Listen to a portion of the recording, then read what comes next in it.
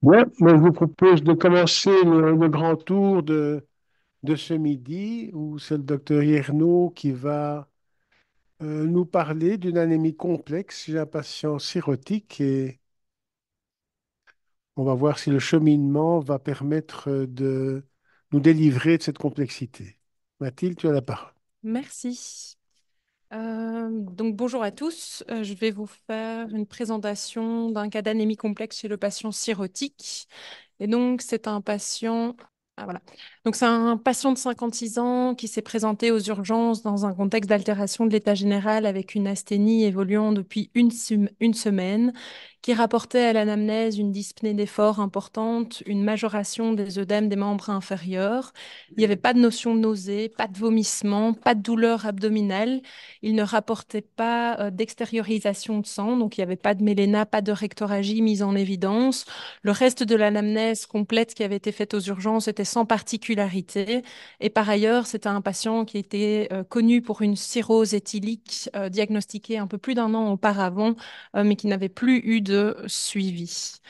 Au niveau de ses antécédents médico-chirurgicaux, donc comme je l'ai dit, il y avait la cirrhose Child B9 MEL18 diagnostiquée plus d'un an avant.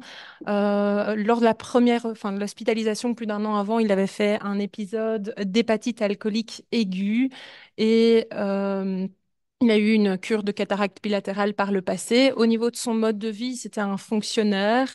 Il ne fumait pas et il ne buvait plus depuis très récemment, selon lui, puisqu'il y avait plus touché une goutte d'alcool depuis environ un mois. En termes de traitement, monsieur prenait donc des diurétiques, du Lasix et de l'aldactone dans son contexte de cirrhose. À l'examen physique, le patient était tout à fait alerte, bien orienté dans le temps et dans l'espace. Il était clairement ictérique, eupnéique au repos. Au niveau de l'auscultation cardio-pulmonaire, il n'y avait pas grand-chose à dire, c'était sans particularité. L'examen de l'abdomen permettait de mettre en évidence une hépatomégalie. Et au niveau du membre inférieur, on avait des œdèmes des membres inférieurs qui prenaient le godet jusque mi-mollet. Et les paramètres du patient étaient corrects également. Et, et pas d'acide? Non, à ce moment-là, il n'y avait pas d'acide. Ok. Une prise de sang est réalisée aux urgences que vous voyez juste là. Donc, j'ai mis en rouge des points importants. Donc, vous voyez comme il a quand même une anémie sévère à 7,4 grammes par décilitre d'hémoglobine, un hématocrite qui est faible sur l'hémodilution. On a un volume corpusculaire moyen qui est à 97 femtolitres. Donc, on est plutôt devant une anémie qui est normocytaire. Une réticulocytose à 99 000, ce qui est plutôt en faveur d'une anémie arégénérative. On a une thrombopénie, mais donc ça dans le cadre de sa cirrhose, une altération des tests de la coagulation avec un INR augmenté et un APTT qui est allongé, ce qui est aussi dans le cadre de sa cirrhose.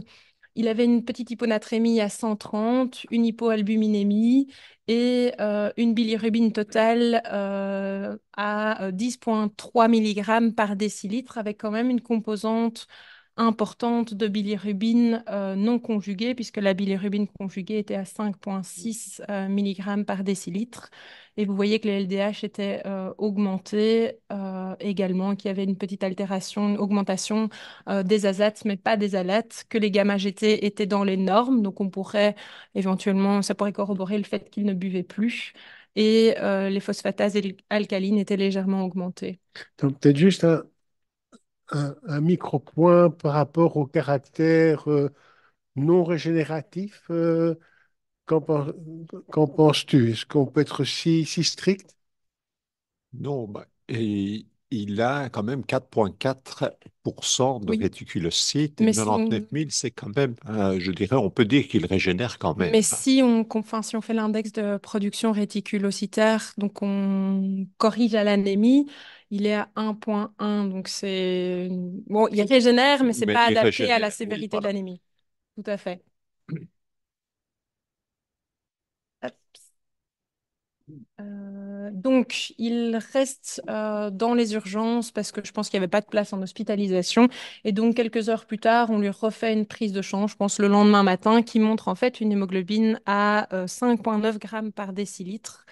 sans extériorisation de sang mis en évidence aux urgences. Donc, monsieur va bénéficier d'une gastroscopie en urgence qui va montrer quoi? Ben, des varices gastriques de type 1 sans signe de saignement, une gastropathie hypertensive portale sévère. Et on met en évidence, par contre, un ulcère Forest 3 creusant au niveau de l'antre, pas de signe de saignement actif. Au vu de la sévérité de l'anémie, le patient est transféré aux soins intensifs et aux soins intensifs, il conclut à une hépatite alcoolique favorisée par l'hémorragie digestive haute sur cet ulcère Forest 3 et la cirrhose éthylique qui s'est péjorée puisque là, maintenant, elle est un CHLC avec un MELD 26.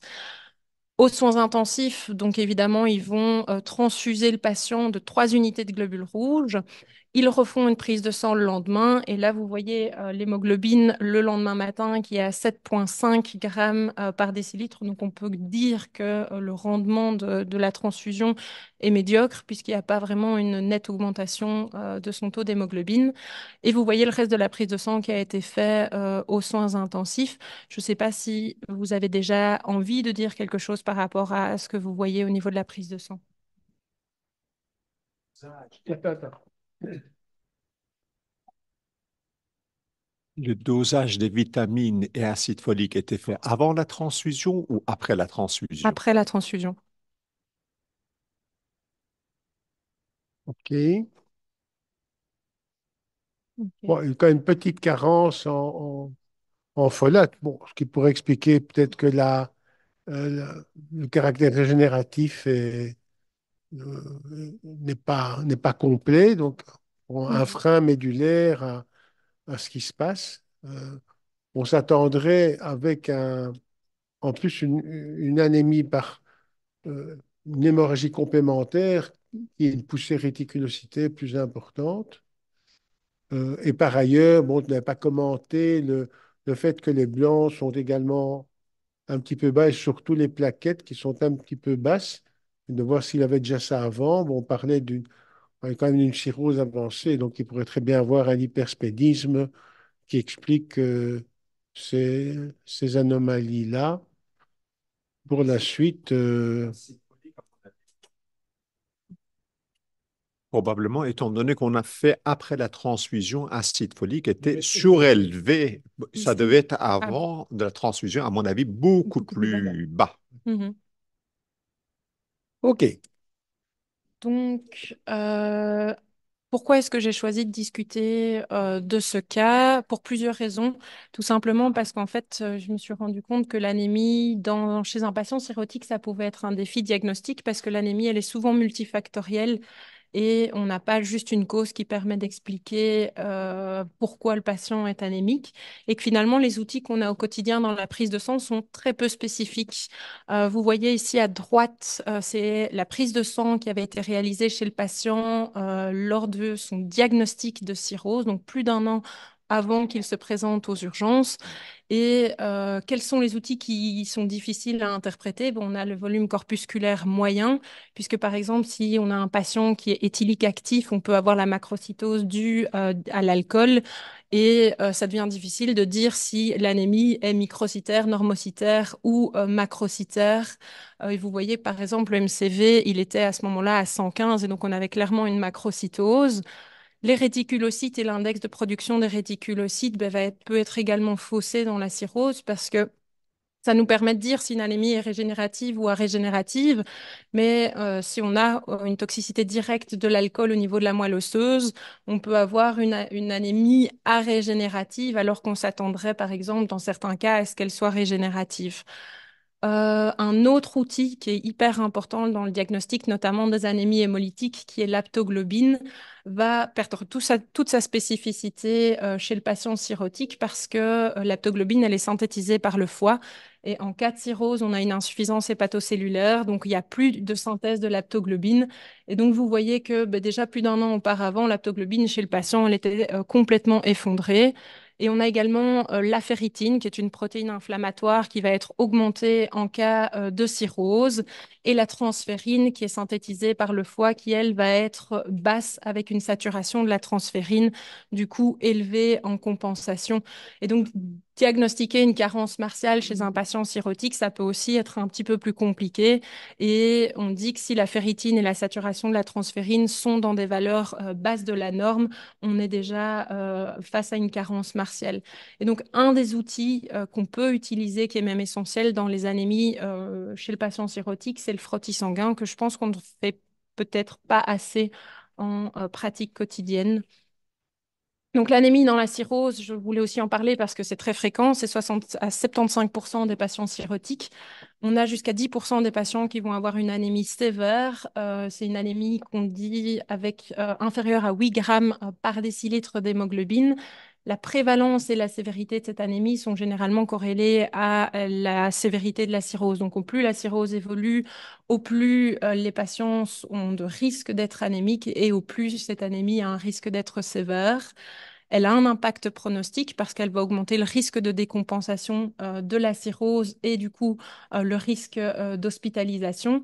Elle va augmenter le risque de complications, notamment avec l'apparition des syndromes hépato-rénaux. Et elle va augmenter le risque de mortalité chez le patient cirrhotique compensé et cirrhotique décompensé. L'anémie la plus fréquente qu'on retrouve, c'est une anémie normocytaire normochrome arégénérative sur l'inflammation chronique qui est liée à la cirrhose. Et l'urgence, évidemment, c'est si on a une hémorragie digestive aiguë. J'ai repris ici, j'ai refait un organigramme qui reprend toutes les causes d'anémie qu'on peut retrouver chez les patients cirrhotiques. C'est un organigramme non exhaustif, mais j'ai vraiment essayé de reprendre les causes principales. Vous voyez qu'il y en a quand même pas mal. Donc, on peut avoir des anémies sur des diminutions de la production des globules rouges, notamment avec une toxicité directe de l'alcool au niveau de la moelle qui peut donner une insuffisance médulaire. Dans certains cas, on peut aussi avoir une anémie sidéroblastique avec l'apparition de sidéroblastes en couronne au niveau de la moelle.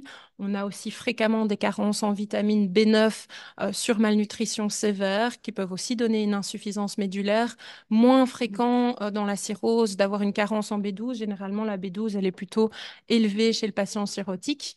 On peut avoir une carence martiale, comme je l'expliquerai après, et il y a aussi la composante d'inflammation chronique qui va contribuer à l'anémie. Chez les patients cirrhotiques, on peut aussi avoir une composante d'hémodilution qui va péjorer une anémie préexistante ou qui peut donner une fausse anémie. Chez les patients qui ont une hypertension portale, on peut avoir un contexte de séquestration splénique qui va aussi contribuer à péjorer une anémie. Et on peut aussi avoir une augmentation des pertes avec des hémorragies, que ce soit des pertes de sang aiguës ou plutôt des pertes de sang chroniques à bas bruit. Et il peut y avoir aussi des hémolyses chez le patient cirrhotique. Qu'est-ce qu'on peut avoir comme cause d'hémolyse? On a l'hypersplénisme en cas d'hypertension portale. Dans les malnutritions sévères, on peut avoir une hypophosphorémie qui va en fait déformer le globule rouge et provoquer une hémolyse. On peut avoir des pathologies corpusculaires acquises comme ce qu'on appelle l'échinocytose, l'acanthocytose. Il y a aussi le syndrome de Ziv, j'y reviendrai plus tard. Et puis évidemment, il y a toutes les autres causes d'anémie hémolytique qu'on peut retrouver aussi chez un patient cirrhotique et d'autres causes d'aplasie médulaire que j'ai pas reprises, par exemple infectieuses qui peuvent aussi survenir. Et donc, finalement, les causes les plus fréquentes d'anémie qu'on retrouve chez le patient cirrhotique, c'est l'anémie inflammatoire et l'anémie fériprive. Donc, à gauche, vous voyez que j'ai repris un schéma reprenant l'homéostasie du fer, donc la protéine qui est principale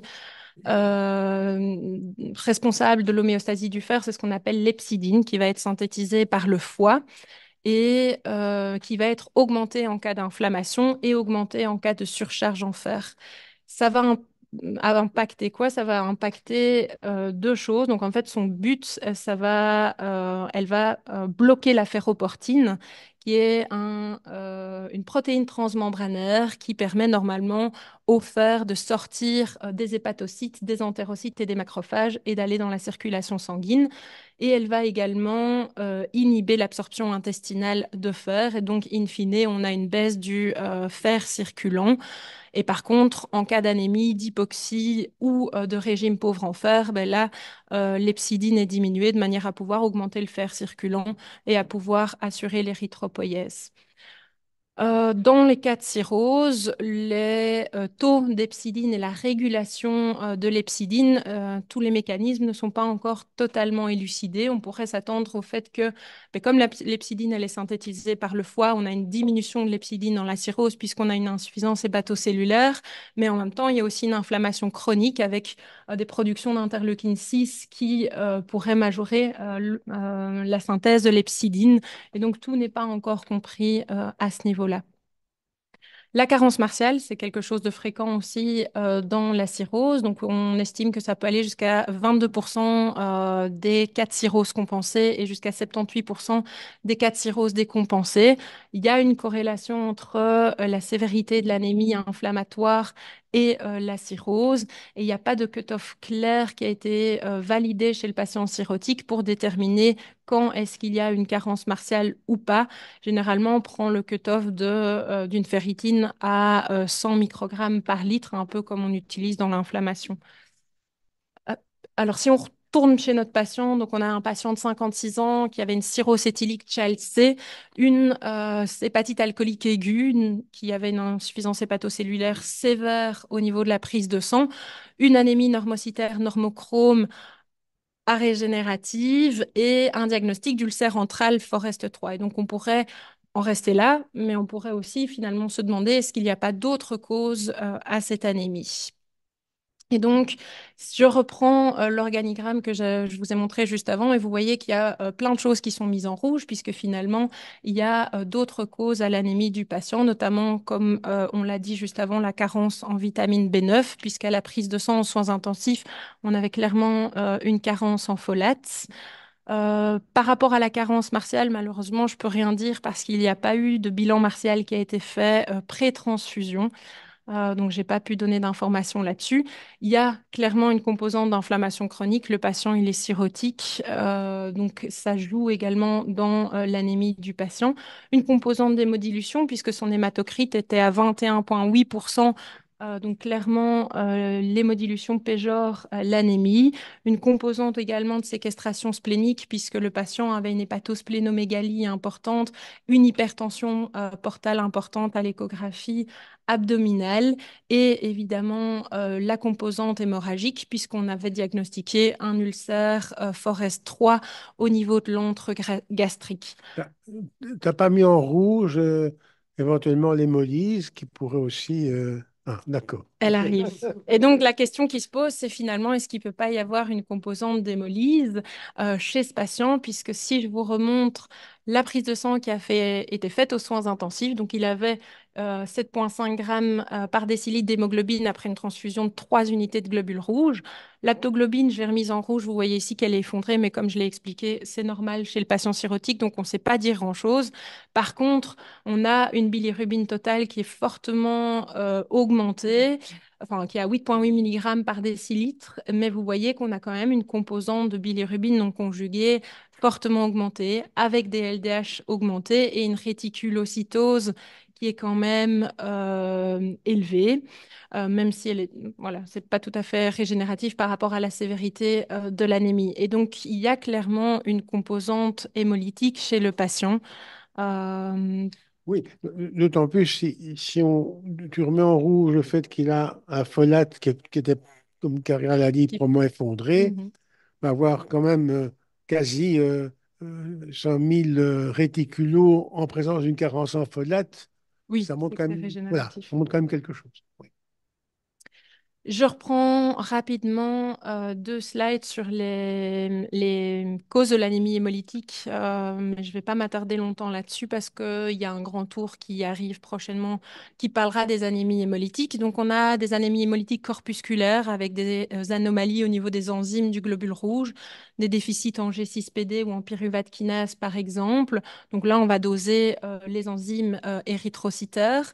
On peut avoir des hémoglobinopathies avec la drépanocytose, la thalassémie, on fera un dosage de l'électrophorèse de l'hémoglobine. Et on peut avoir des membranopathies qui peuvent être constitutionnelles. Généralement, à ce moment-là, il y a une histoire familiale et le frottis sanguin va nous aider à faire le diagnostic. On peut aussi avoir des membranopathies qui sont plutôt acquises avec l'hémoglobinurie paroxystique nocturne et l'acanthocytose. Et là, de nouveau, le frottis sanguin va également nous aider. On a aussi des anémies hémolytiques qui sont plutôt extracorpusculaires, qui peuvent être secondaires à des infections, qui peuvent être secondaires à une carence en B12 ou en B9, à une hypophosphatémie, à un syndrome de ZIV. On peut avoir aussi tout ce qui est les mécaniques, donc les microangiopathies thrombotiques. Et de nouveau, le frottis sanguin a un sens dans ce contexte-là. On peut avoir des anémies hémolytiques toxiques secondaires à des prises de médicaments, à des intoxications ou des anémies hémolytiques plutôt immunologiques, soit auto-immunes, et là le test de Coombs est important, soit allo-immunes ou immunoallergiques. Et donc, chez notre patient, ben, on a fait le bilan de cette anémie hémolytique. Donc, il y a un Coombs direct qui a été réalisé à plusieurs reprises pendant l'hospitalisation. Et vous voyez qu'il est revenu positif pour des immunoglobulines G à plusieurs reprises, à chaque fois. Il n'y avait pas de schizocytes au frottis sanguin. Il y a une électrophorèse de l'hémoglobine qui avait quand même été réalisée qui montrait une diminution de l'hémoglobine A2, mais ce qu'on peut observer dans la carence martiale. On avait des enzymes intra-érythrocytaires qui avaient été dosées, l'activité était suffisante et le test de la cryohémolyse était négatif. Et donc a été posé le diagnostic chez le patient d'une anémie hémolytique auto-immune à anticorps chauds. Et là, juste en dessous, je vous ai repris un tableau des anticorps que l'on peut retrouver dans les différents types d'anémie hémolytique auto-immune. Euh, et donc, quand on est face à une anémie hémolytique auto-immune à anticorps chauds, en fait, ça reprend 70 à 80% des anémies hémolytiques auto-immunes. Et 50 à 60% de ces anémies hémolytiques auto-immunes à anticorps chauds vont être secondaires à une pathologie. Vous avez un tableau ici à gauche qui reprend les différentes pathologies qui peuvent donner une anémie hémolytique auto-immune à anticorps chauds. Et le reste, donc à peu près 50%, enfin 40 à 50% vont être dites idiopathiques quand on ne trouve pas de cause expliquant l'anémie. Et donc, ben, on doit exclure des hémopathies, d'autres tumeurs. On doit exclure aussi des maladies auto-immunes ou inflammatoires, et en particulier le lupus érythémateux qui est fréquent, enfin qui fréquemment s'accompagne d'une anémie hémolytique. On doit exclure des maladies infectieuses. On doit regarder la prise médicamenteuse des patients également. Et donc, chez le patient, on a fait un bilan auto-immun complet qui a montré que les FAN et les ANCA étaient faiblement positifs, mais non identifiés. Il y a eu une carte bactériologique extensive qui est revenue négative à plusieurs reprises, une cryoglobulinémie négative, on n'avait pas de pic monoclonal à l'électrophorèse des protéines, il y avait un immunophénotypage qui a été réalisé qui était dans les limites de la normale, et on a même fait un PET scan qui ne montre pas de lésions néoplasiques. Se pose alors la question des médicaments du patient. Quels sont les médicaments que le patient prenait? Donc, pour rappel, il prenait du furosémide et de l'aldactone. Et si on regarde sur up-to-date, bah, évidemment, la liste est non exhaustive des médicaments qui peuvent donner des anémies hémolytiques auto-immunes. On se rend compte que le furosémide est dans la liste, mais que lui peut donner des tests de Coombs faussement positifs.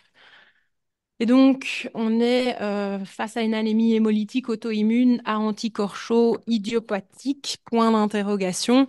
Il y a un essai de traitement par corticothérapie qui a été fait pendant l'hospitalisation. Donc, il a reçu de la méthylprednisone à 0,5 mg par kilo pendant 7 jours. Et vous voyez donc là les deux prises de sang. Donc, la première à droite qui montre au tout début de la corticothérapie et la deuxième à gauche qui montre l'évolution après 7 jours. Donc, on a une toute petite augmentation de l'hémoglobine et en termes des facteurs d'hémolyse, on voit quand même que la bilirubine n'a pas du tout diminué, elle a même augmenté. Et la bilirubine non conjuguée, enfin la bilirubine non conjuguée aussi. Peut-être juste micro-remarque par rapport à la dose de C'est pas suffisant. glucocorticoïdes. Alors, généralement, les doses, on va dire classiques dans les maladies auto-immunes, c'est 1 mg Oui. kilo, et puis quand c'est la moitié, c'est 0,5 mg kilo. Mais en équivalent prednisone. Donc, si on parle en méthylprednisolone comme chez nous, c'est 0,8 et 0,4. Donc, quand je vois méthylprednisolone 0,5, je me dis, on a inféré d'un dosage recommandé pour Mhm. prednisone, mais pas pour méthylprednisolone.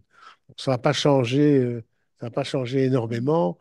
Enfin, chez les patients chez qui les corticoïdes pourraient avoir quand même des effets négatifs, les patients cirrhotiques à haut risque infectieux sont partie de cette catégorie. Moins on en met, mieux c'est. Ouais. Donc les corticoïdes sont finalement arrêtés après 7 jours et le patient va sortir et être suivi en consultation. Il revient quelques mois plus tard avec de nouveau une anamnèse, enfin à l'avant-plan, une altération de l'état général qui évolue depuis 2 semaines avec une prise de 20 kilos. Le patient était en anasarque aux urgences, une dyspnée à l'avant-plan et de nouveau, il n'y avait pas grand-chose d'autre à se mettre sous la dent au niveau de l'anamnèse. Il n'y avait pas non plus d'extériorisation de sang qui était rapportée par le patient à ce moment-là. À l'examen physique, ben, il était toujours ictérique, en anasarque. On avait une hypoventilation bibasale au niveau pulmonaire avec l'apparition de petits épanchements pleuraux. Au niveau de l'examen de l'abdomen, par contre, à ce moment-là, on avait l'apparition d'un ascite de grade 1. Il y avait aussi une infiltration importante des flancs et il avait des œdèmes des membres inférieurs qui remontaient vraiment jusqu'à l'aine. Il n'y avait pas de signe d'encéphalopathie, il n'y avait pas d'astérixis. Le patient était tout à fait bien sur le plan cognitif. Une prise de sang est refaite aux urgences qui met en évidence une hémoglobine à 7 grammes par décilitre. Et là, par contre, on a une réticulocytose franche à 148 000 réticulocytes. Vous voyez que la ferritine était à 116 microgrammes par litre, donc finalement pas si élevé que ça chez un patient cirrhotique. Il y avait plus de carence en acide folique. L'aptoglobine m'a toujours effondré, mais ça, c'est normal. Et une bilirubine totale à 16,8 mg par décilitre, avec quand même encore une composante de bilirubine non conjuguée importante et des LDH qui sont aussi augmentés. Ils refont aux urgences un Coombs direct qui, cette fois, revient négatif. Ils font également une recherche de schizocytes qui est négative. Et par contre, ce qu'on met en évidence au niveau de la prise de sang, c'est qu'il y a des acanthocytes en nombre important dans le sang. Alors, comment on peut expliquer que le Coombs direct, quelques mois auparavant, était positif et que là, il est négatif? Ce que je pense, c'est qu'en fait, il était probablement positif l'hospitalisation précédente parce qu'en fait, le patient avait été transfusé à plusieurs reprises pendant l'hospitalisation et que le Coombs a à chaque fois été réalisé. Il a été réalisé plusieurs fois, mais il a à chaque fois été réalisé quelques jours après les transfusions.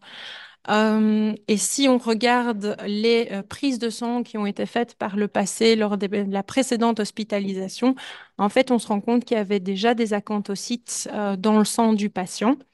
Et donc, est-ce que ça ne pourrait pas être une anémie hémolytique sur acanthocytose? Alors, c'est quoi l'acanthocytose? L'acanthocytose, donc le mot acanthocyte, ça vient de akantha en grec, qui veut dire épine. Donc, l'acanthocytose, c'est une anomalie morphologique des globules rouges qu'on observe entre autres chez les patients cirrhotiques. Donc, vous voyez les images, l'image A.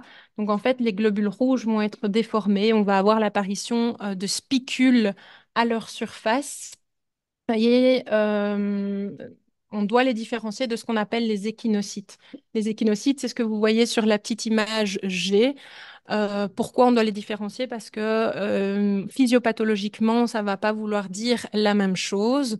Et donc, en fait, les acanthocytes, vous voyez donc au niveau de l'image A qu'il y a des spicules de taille différente, que c'est irrégulier et que le globule rouge est complètement déformé, alors que sur l'image G, on a des spicules qui sont beaucoup plus petits, qui sont positionnés de manière régulière à la surface du globule rouge et le globule rouge reste quand même encore, enfin, n'est pas aussi déformé.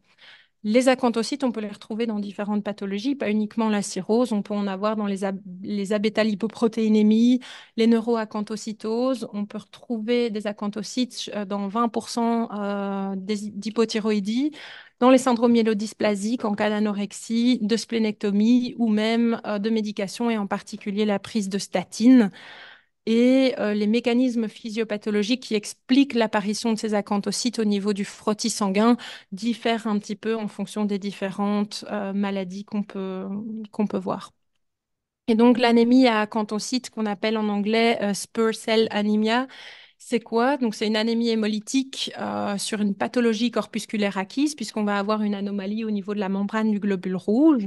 L'incidence dans la littérature, c'est très compliqué à définir, tout simplement parce que les études, en fait, ce sont des cas séries, ce sont des case reports, et c'est compliqué de définir un taux d'incidence juste avec ça.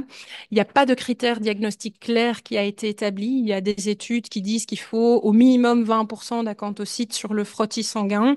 Il y en a qui disent que si on a juste une anémie hémolytique et des acanthocytes sur le frottis, on est devant une anémie à acanthocytes.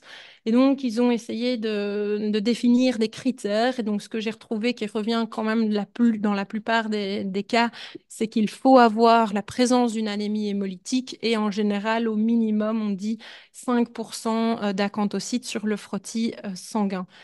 À quoi c'est dû et quels sont les mécanismes physiopathologiques, ben, ce n'est pas tout à fait compris non plus.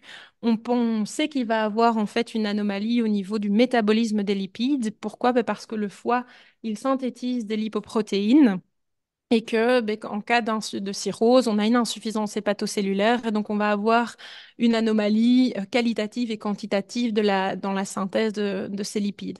Et donc ce qu'on pense, en fait, l'hypothèse la plus répandue, c'est qu'il y a une altération dans le profil lipidique membranaire du globule rouge avec trop de cholestérol au niveau de la membrane du globule rouge et donc une augmentation du ratio cholestérol libre, phospholipides.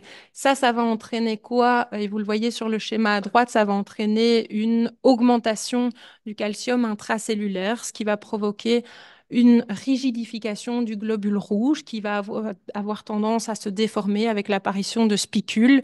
Et ça, évidemment, mais ils vont être séquestrés au niveau de la rate et hémolysés. C'est l'hypothèse qui est la plus répandue, mais ça ne permet pas de tout expliquer.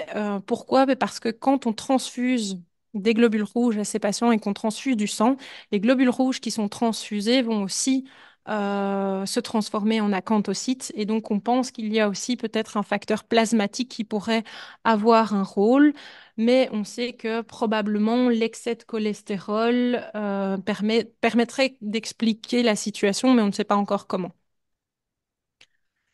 L'anémie à acanthocytes, elle est observée dans tous les cas de cirrhose. Le plus fréquent, c'est les cirrhoses secondaires à l'alcool, enfin éthylique, mais on peut les observer avec toutes les cirrhoses. Les besoins transfusionnels des patients sont généralement importants pour maintenir une hémoglobine supérieure à 8 grammes par décilitre.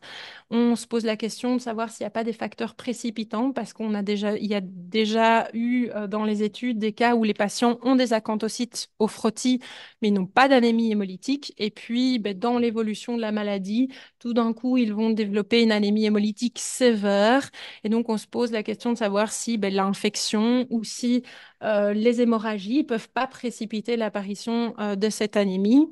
C'est à différencier du syndrome de ZIV, et j'y reviendrai dans 2 minutes. Et surtout, c'est associé à un mauvais pronostic. Donc, en fait, il y a une étude en 2021, une étude prospective qui a prouvé que la mortalité à 90 jours chez ces patients atteints d'une cirrhose décompensée avec une anémie à acanthocytes était nettement moins bonne que celle qui était prédite par le score MELD-NA. On estime que la survie à 3 mois, elle est de 20% et que la médiane de survie, elle est de 2 mois. Le seul traitement qui permet la guérison, c'est la transplantation hépatique. Une fois que le patient est transplanté, l'anémie hémolytique se résout en quelques jours et les acanthocytes disparaissent également au frottis sanguin. Dans la littérature, il y a quelques cas décrits d'anémie qui se reviennent après transplantation, mais c'est rare. Et donc, évidemment, pour les patients qui ne peuvent pas être transplantés, ben, il y a toute une série d'autres prises en charge qui ont été testées, notamment le TIPS, pour voir si le fait de diminuer l'hypertension portale allait avoir un impact. Ça n'a pas fonctionné. La splénectomie, ça n'a pas fonctionné non plus. C'est à haut risque hémorragique et les patients finissent par mourir sur la table d'opération. Et donc, ils ont essayé la flunarizine, donc qui est un antagoniste calcique, en se disant ben, pourquoi on n'essayerait pas de diminuer le calcium intracellulaire. Donc ça a été essayé. Et ce qui a été essayé aussi, c'est plutôt la cholestéramine pour voir si le fait de diminuer le taux de lipides pouvait aussi avoir un impact, mais il n'y a pas vraiment d'efficacité prouvée. Je vais juste faire un petit aparté sur le syndrome de Ziv. Donc lui, il est directement secondaire à la consommation d'alcool. Donc en fait, c'est une toxicité directe de l'alcool sur le foie. C'est une anémie hémolytique, c'est transitoire, c'est-à-dire qu'une fois que le patient arrête de boire, 4 à 6 semaines plus tard, l'anémie hémolytique se résout, alors que dans l'anémie à acanthocyte, ce n'est pas le cas.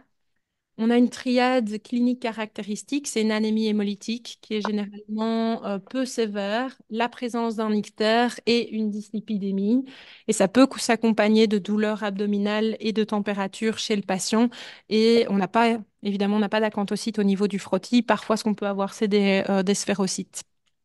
Et donc, si on en revient à notre patient, donc on a une anémie d'origine plurifactorielle, donc avec une composante ferriprive. Il y avait la composante carentielle sur la carence en vitamine B9, la composante d'hypertension portale qui péjorait l'anémie, l'hémodilution également. On avait l'inflammation chronique qui jouait également un rôle et cette composante d'anémie hémolytique. Et donc, si on réfléchit, ben, l'anémie hémolytique, finalement, à quoi elle était due?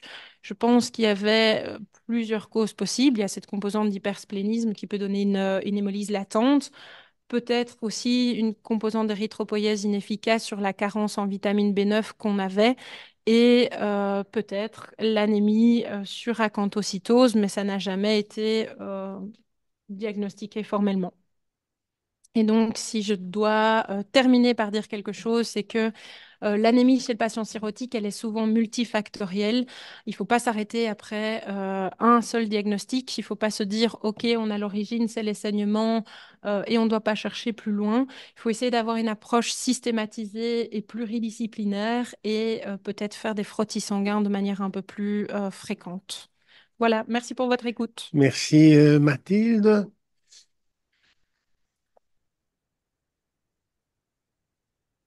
Alors, questions, commentaires? Je peux intervenir, Heidi? Nicolas Pardon? Daoud. Oui, Nicolas attends. Daoud, je ne sais pas pourquoi est-ce que j'ai plus la caméra. Attends. D'abord, merci et félicitations parce qu'effectivement, le sujet est complexe et c'est vrai que nous avons effectivement beaucoup de difficultés parce que c'est quand même un sujet. Je félicite Madame parce qu'elle a vraiment parlé de tout. C'est très bien parce que tous les aspects étaient dits. Nous faisons les frottis.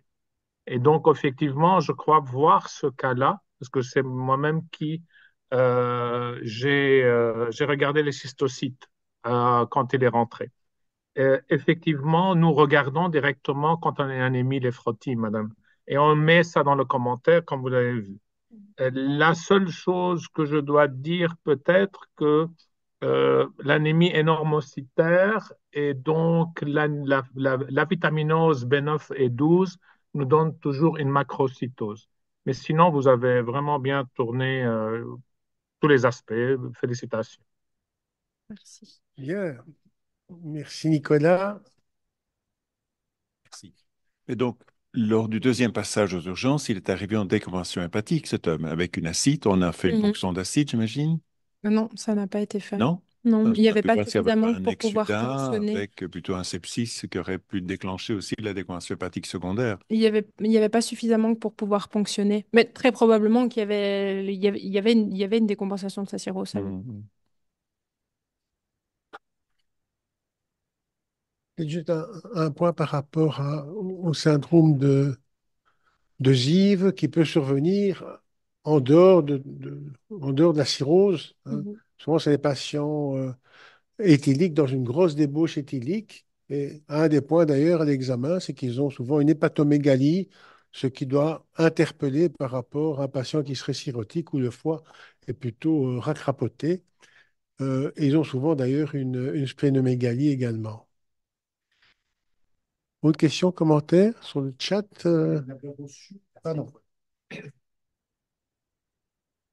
Est-ce qu'on a bien donné acide Oui, folique également oui. pour voir qu'il n'y Entre avait la plus d'autres? première et la deuxième Oui, oui, hospitalisation. oui. Oui, d'ailleurs, quand il revient à la deuxième hospitalisation, l'acide folique est supérieur à 20. Météo. Oui, ça, il l'avait bien su. OK.